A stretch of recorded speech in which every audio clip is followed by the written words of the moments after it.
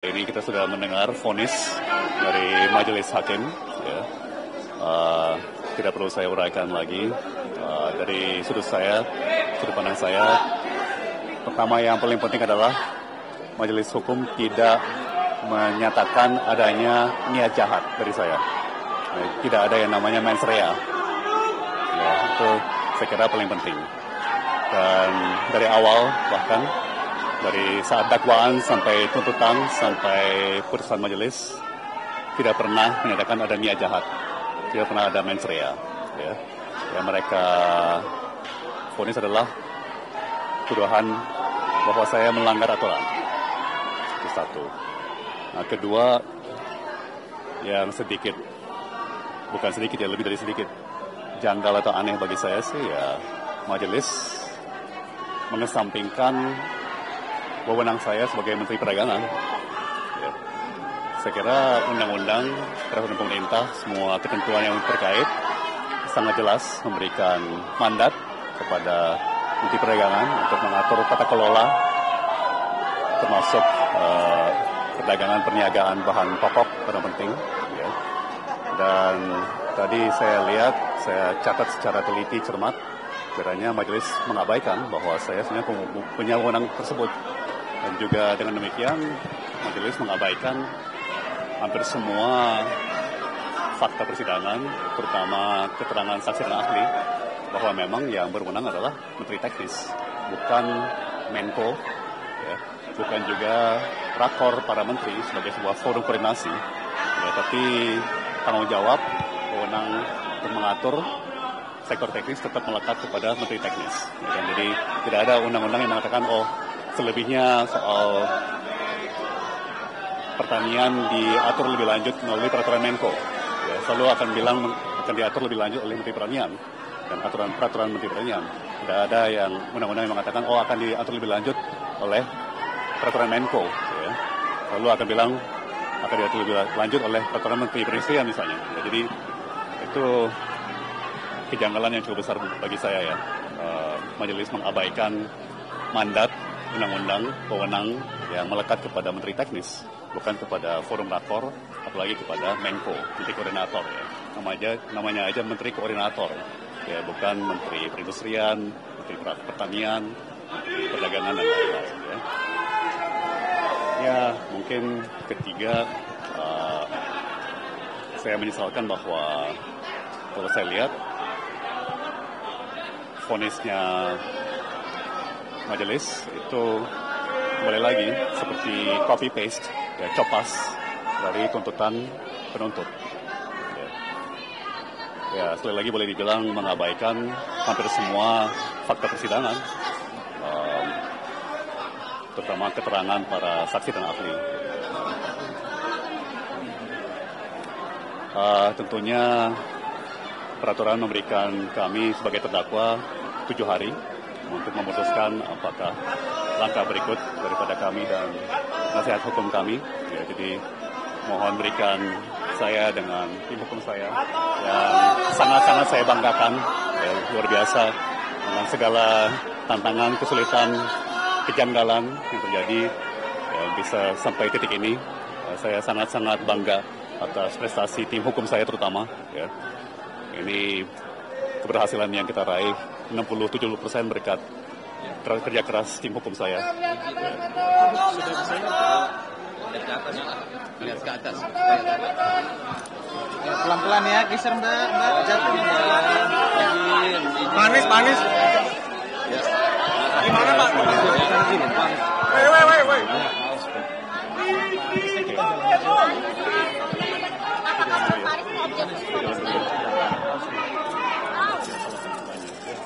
And support. Yeah, thank you. Really appreciate it. Mengatakan dua.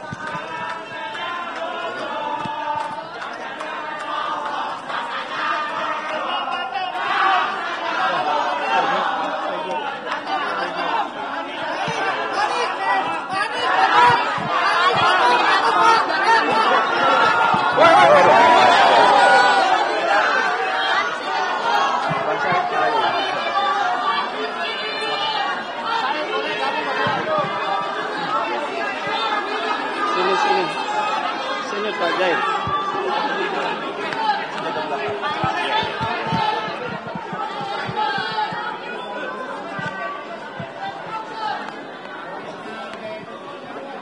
Saya hanya akan menyampaikan 4 hal. 1, kita semua mengikuti proses persidangan ini dengan akal sehat. Dan yang mengikuti dengan akal sehat pasti akan kecewa. Sama dengan saya. Saya pun sangat kecewa dengan keputusan ini.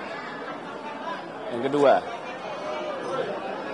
jika kasus seterang benderang ini dengan orang seperti Tom saja bisa dikriminalisasi, bagaimana dengan jutaan warga negara kita yang lain? 3, apapun langkah yang akan diambil oleh Tom Lembong untuk mencari keadilan, kami akan dukung sepenuhnya. Yang keempat, kami meminta kepada para pemegang kekuasaan untuk serius memperhatikan dan membenahi hukum kita. Kalau kepercayaan pada sistem hukum dan peradilan kita runtuh, maka sesungguhnya negeri ini yang runtuh. 4 itu saja. Terima kasih. Ya, baik, terima kasih kawan-kawan sekalian. Jadi tadi sudah disampaikan oleh Pak Tom, ya, nanti disambung oleh Pak Dodi, bahwa yang pertama kali adalah yang mau kami sampaikan, dari tuntutan dan juga dari putusan, tidak ada menyebutkan tentang mens rea, niat jahat. Jadi terbuktilah dalam persidangan ini, Pak Thomas Trikasih Lembong tidak memiliki niat jahat dalam tindakan ini. Ya, itu satu poin. Lalu yang kedua, kaitan dengan uraian perbuatan melawan hukum yang disampaikan oleh hakim tadi, itu hanya mengcopy paste persis dengan tuntutan. Jadi apa yang disampaikan hakim dalam perbuatan melawan hukum tadi tidak sama sekali memperhatikan fakta-fakta dalam persidangan. Karena dalam fakta-fakta persidangan, ahli-ahli yang menjelaskan apa yang dimaksud tentang surplus gula, tentang yang dimaksud dengan tentang kebijakan-kebijakan itu melanggar atau tidak pernah diperhatikan oleh hakim. Dan yang paling penting, banyak sekali saksi-saksi fakta yang perkataan yang berbeda dengan BAP itu pun tidak dipertimbangkan oleh hakim. Hakim hanya mengacu kepada BAP dan apa yang sesuai dengan tuntutan jaksa. Nah, misalnya kami ambil contoh tentang adanya pertemuan Pak Tom Lembong dengan para pengusaha swasta. Dalam persidangan tidak diketemukan fakta itu. Bahkan staf khusus tadi yang disebut namanya tadi, ternyata dalam persidangan mengatakan dia tidak pernah membawa nama Pak Tom Lembong sebagai yang tanda kutip tadi pimpinan. Inilah yang kita kecewa atas putusan tersebut. Betul-betul hakim tidak melihat fakta-fakta persidangan. Jadi semuanya asumsi-asumsi. Lalu bagaimana hakim bisa menyimpulkan bahwa perbuatan-perbuatan Pak Tom Lembong itu melanggar aturan-aturan tersebut? Karena tadi disebutkan tentang Perpres. Misalnya tentang Perpres katanya tentang Rakotas. Dia tidak menyebutkan pasalnya. Karena Perpres tidak bicara soal Rakotas. Jadi ini memanipulasi betul fakta-fakta yang seharusnya diungkapkan oleh hakim dalam persidangan. Nah, jadi tadi Pak Tom Lembong hanya dianggap melanggar beberapa peraturan-peraturan sehingga dianggap tidak sebagai menteri tidak cakap ya, tidak baik gitu. Itu yang dianggap oleh hakim tadi. Nah, kaitan dengan keuangan udah clear bahwa Pak Lembong tidak menerima apapun dan mens rea tidak ada satupun mens rea. Silakan Pak Dodi. Ya, terima kasih.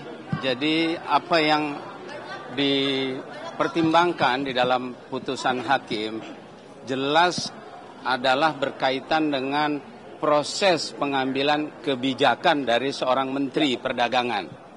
Jadi proses daripada pengambilan kebijakan itulah yang dinilai oleh majelis hakim, yang mana di dalam penilaian tersebut juga mengabaikan keterangan-keterangan saksi yang sudah secara jelas menjelaskan bagaimana proses pengambilan suatu kebijakan khususnya berkaitan dengan masalah penyediaan gula. Nah, dengan adanya pengabaian daripada fakta-fakta persidangan, maka telah memberikan suatu kesempatan bagi pengadilan berikutnya untuk meninjau dan memperbaiki keputusan ini agar keputusan ini memberikan kepastian hukum.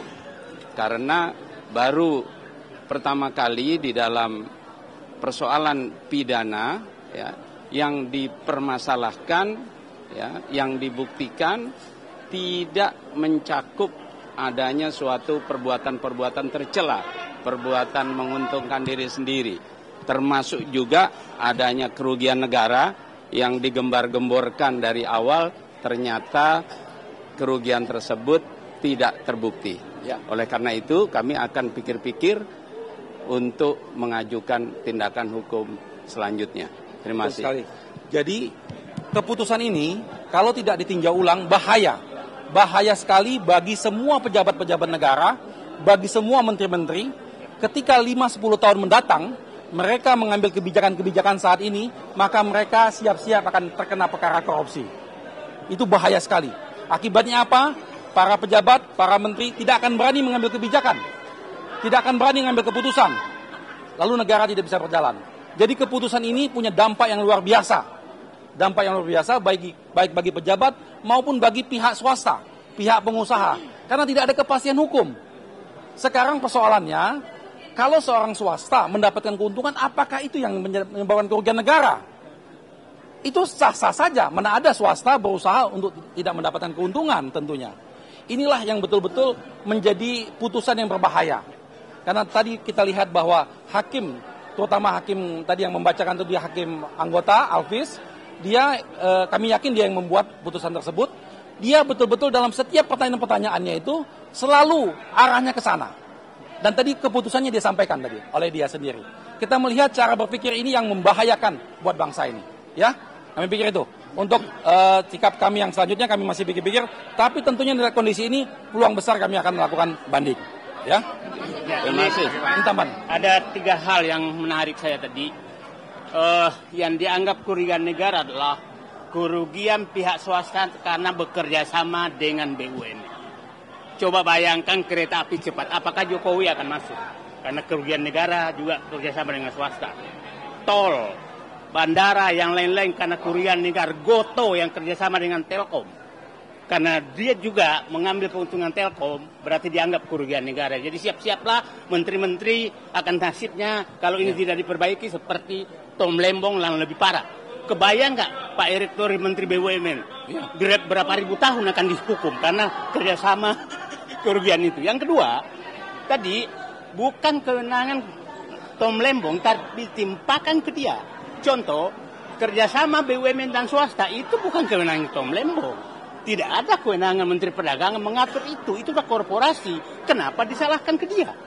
Nah, yang ketiga, yang paling banyak, ada agenda sidang, ada agenda rapat yang menugaskan Menteri Perdagangan melakukan sesuatu dan tidak melakukan, tidak ada kaitannya perkara ini, tapi disalahkan. Jadi betapa saya benar-benar hampir bingung melihat hukum karena saya bukan ahli hukum, saya insinyur murni. Kok hukum bisa seperti ini? Saya ulangi, 3 hal yang aneh. Kerugian swasta dianggap kerugian negara yang bekerja sama dengan BUMN. Artinya seluruh swasta bekerja sama BUMN dan untung itu dianggap kerugian negara. Yang kedua, adalah bukan kewenangannya Tom Lembong yang mengatur kerjasama dengan swasta. Kenapa Tom Lembong yang disalahkan? Itu kewenangan Menteri Dirut BUMN mana lah, bukan lagi Menteri BUMN. Itu aksi korporasi. Dan yang ketiga tadi, ada penugas keputusan lain yang tidak akan dengan perkara tapi disalahkan bahwa Anda tidak melaksanakan. Oke. Udah Bang.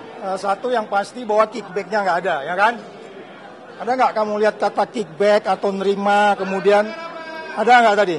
Kamu nggak dengar kan? Itu yang saya paling takutkan selama saya 4 tahun di KPK, ketika ada kerugian negara tapi kickback-nya nggak ada. Kickback kepada orang gitu. Tembong nggak menerima apapun. Silakan nanti apa yang mereka lakukan akan dipertanggungjawabkan oleh mereka. Saya nggak usah berdefinisi lagi. Tetapi ketika Anda tidak ada kickback, pasal 2, pasal 3 akan bisa berdebat 3 tahun Anda di situ.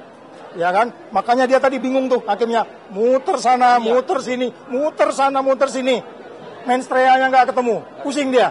Udah mau harusnya pun bacakan sekian tahun, dia masih lagi ngejawab. Apa tuh? Auditnya BPK. Dia bandingin audit BPK dengan audit BPKP. Ah, come on man. Forget it. Oke.